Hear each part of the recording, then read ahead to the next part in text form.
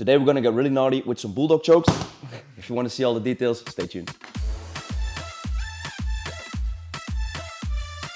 Okay guys, so today we're gonna cover the bulldog choke. I chose out the best bulldog I had in the pen. It's gonna be Storm. It's a very nice choke. It's a bit more influenced by catch wrestling. It has been used in MMA. A short disclaimer is obviously I want you in jiu-jitsu to chase the bag, get the hooks, get the points, secure the position, and blah, blah, blah, but what's the fun in that? We have been doing some catch wrestling stuff as of lately, like the Cobra clutch. I'm gonna put some links up, but today we're gonna do the bulldog choke. Let's just get to it. So the first off, I think it's the easiest to enter is from the turtle position. Now, what I wanna do instead of chasing the bag, I want to get the choke around his neck. Now, usually I should secure the back at first before I can do chokes. You can do rear neck chokes even without getting the prop hooks, but the bulldog choke is going to be a bit different. Now, before we enter into how to get to the position, I want to focus on how to manipulate the head of my partner. So usually if I push it any way on the head, like for instance, if I'm trying to flip my partner over and I push the head down, he will usually lift the head up. Not all the way, but just a little bit. Another way I can do so is I'm gonna go underneath and just lift underneath the nose and the chin of my partner. So this will at least trigger an opening for me to shoot my arm all the way through. Now, this hand that's gonna be all the way through, I'm gonna close either a gable grip or an ass grip. I prefer the gable grip in this position. And just with like a clock choke in the gi, I'm gonna walk forward and completely put pressure on my partner's head and squeeze. So I'm not chasing the back, I'm gonna go forward. I'm gonna pass this shoulder, but I'm gonna stay up with my feet. So I'm not gonna sink with my hip to the mat. You could do this, but now my hip is on the mat and all the pressure should come from my arms. I'm pretty confident that I can choke here with the squeeze of my ribs and my arms, but there's not that much pressure on his neck. So what I prefer to do is as I enter and step in, I'm gonna keep my hip elevated. You can either be on 2 feet or stretch 1 foot out, just like with a clock choke. Now I'm gonna squeeze and I'm gonna lift my arms as my hip stays up and I put all the pressure on my lats and my ribs to choke there, yeah? That gets a lot of choking pressure, either with the ass grip or the gable grip. Now I'm also imagining that my grips and my hip are gonna be connected. So it's not gonna be one and space between my hips, but my hip is actually pushing my grip forward as I lift his head up and push my shoulders down and squeeze there. If Storm wants to turn into me, yeah, I'm just gonna sit and walk with him to put pressure on the head and don't give up his base. Now, another scenario where this would occur, I'm a bit more focused today on MMA as opposed to jiu-jitsu, is where my partner would be, we're scrambling, my partner wants to wrestle up for a single leg. So he gets the head positioning here. That's when I can try to get the choke in. Now I have to sink this leg out. I'm not gonna pummel it back, but I'm gonna kick it forward as I kick out and squeeze for the basic bulldog choke.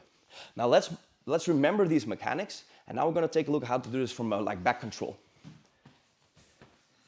Now, if we have good back control, yeah, we have some videos on this, and there's a lot of options here in jiu-jitsu. I like to trap arms or go for triangles, rear neck chokes, etc. There's a lot of stuff we can do here. Today we're gonna do the bulldog choke. It has to start with my partner escaping the back. Now, short disclaimer, I don't want my partner to escape the back. If I have proper hooks or a body triangle, I don't want my partner to escape. But in scrambles, this might occur. What we're doing today, instead of hiding the choke hand with my secondary arm, yeah, that's the underhook, I'm gonna put the choke hand up, yeah, and reinforce with a gable grip. So this is gonna be my grip later on. Yeah, it's gonna be easy to see now and harder for later. So this arm will do the choking part. And this arm will remain an underhook. Now what will happen, I'll have my head on this side, I'm gonna fall to the wrong side. So usually I wanna be on the choking arm side, here, yeah, to have an easier time for me to extract this arm and go into my rear naked. And now we're gonna go to the bad side. Let's turn a little bit to the right. Yep, cool. So I'm gonna fall to my bad side, and I'm gonna put this foot on his hip to keep pressure here. Now sometimes I really like to use that to push off or start trapping arms, etc. Today I'm just gonna keep pushing on the hip. Now from there, I'm gonna leave this hook a little bit open and tempting for Storm to pass. Now once again, I don't really want, to escape. I don't really want him to escape, but this could occur in a scenario. So I'm here, and Storm is trying to get his hip over my foot and get out of the back position. Now I'm gonna push off from the foot on the hip and circle this leg out as I turn my chest towards the floor and base on my elbow as I crawl up. From there, I'm gonna get either to my knees or crawl up as I push my chest forward and choke from there, yeah? If in that transition, let's go a bit to the center, if in the transition my partner escapes the back and tries to turtle up, we can go back to the turtle position. So we're here on the back, yeah, securing here, falling to the wrong side, putting my foot on the hip. As he goes over, I want to chase and get to my knees, but he goes up to turtle. That's when we shoot through, yeah, and finish up with the bulldog choke we've been doing before. Now we've been going off camera completely, so let's try to do that a bit more from this side. Yeah, sure. We'll see how it turns out. So we're here, doing the same stuff. As we fall to the side, put the foot on the hip. I try to chase and walk up and keep him seated, but he goes back to the turtle. Yeah, I switch my hands, or I can keep control here. Gable grip, as I step past the shoulder, lift my hips, and choke with the first bulldog choke we've been doing.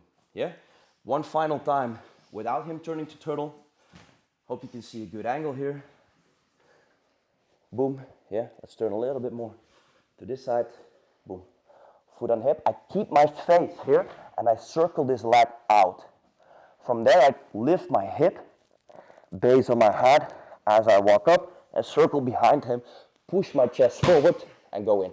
Yeah, so I'm pulling storm in as I push my chest forward.